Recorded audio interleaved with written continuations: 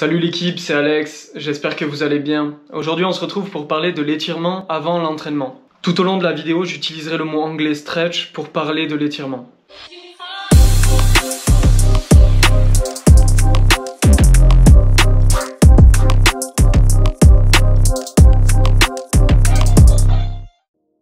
Alors faut-il s'étirer avant l'entraînement?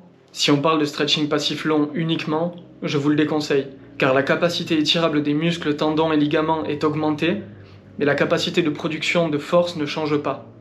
Ce qui permet au corps de se retrouver dans ce nouveau spectre de mouvement, sans avoir la capacité de produire la force nécessaire à la contrainte demandée. Pour vulgariser un peu, le gap que vous allez créer entre capacité étirable et capacité de production de force va augmenter considérablement le risque de blessure. Je vous propose deux alternatives. La première, je vous recommande tout simplement d'accompagner votre stretch de contraction agoniste-antagoniste, ce qui permettra d'augmenter la capacité étirable tout en augmentant la capacité de production de force. Attention, cette alternative est particulièrement taxante. Dans un but de performance, exemple sur de la force max, sur des patterns bien précis comme le squat, cela peut être contre-productif d'effectuer un travail de force sur des fins d'amplitude de rotation interne de hanche ou de flexion. Il est important de bien répartir l'intensité selon l'objectif de développement. La deuxième alternative va être portée sur le sujet principal de la vidéo, le stretch dynamique ou balistique. Ceux-ci vont être effectués après un échauffement articulaire au préalable. D'ailleurs, les racks feront parfaitement l'affaire. Si vous n'avez pas vu la vidéo, je vous invite à cliquer juste ici. On retrouvera également le stretch activo-dynamique qui mêle un petit peu les deux alternatives.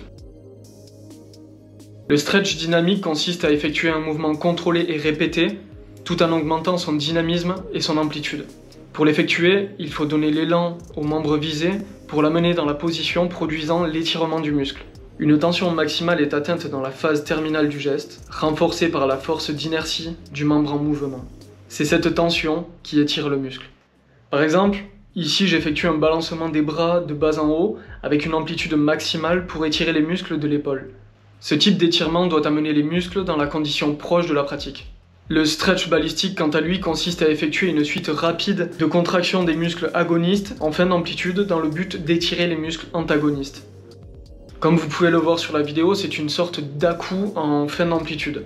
Attention, si vous ne maîtrisez pas cette technique, vous pouvez vous blesser, donc soyez progressif. Les stretch activo-dynamiques sont probablement, avec les stretch balistiques, les étirements les plus efficients pour la préparation à l'effort. Personnellement, je recommande ce format. Étirez le muscle pendant environ 15 secondes jusqu'à ressentir des tremblements. Contractez ce même muscle pendant 15 secondes et ensuite relâchez et enchaînez sur une phase d'exercice actif pendant une quinzaine de secondes également. Les bénéfices sont nombreux, ils permettent d'augmenter la température du corps, de préparer le muscle à l'effort, de diminuer les risques de blessures et d'améliorer les performances. Attention, c'est à double tranchant, ils peuvent être dangereux s'ils ne sont pas maîtrisés. Donc soyez progressifs en termes d'intensité et de dynamisme. Voilà, vous en savez un peu plus sur le stretch dynamique. Je vous parlerai dans une prochaine vidéo des différentes méthodes de stretching long. Merci à tous ceux qui ont regardé la vidéo jusqu'ici. En attendant la prochaine vidéo, prenez soin de vous, entraînez-vous bien et devenez des limit breakers.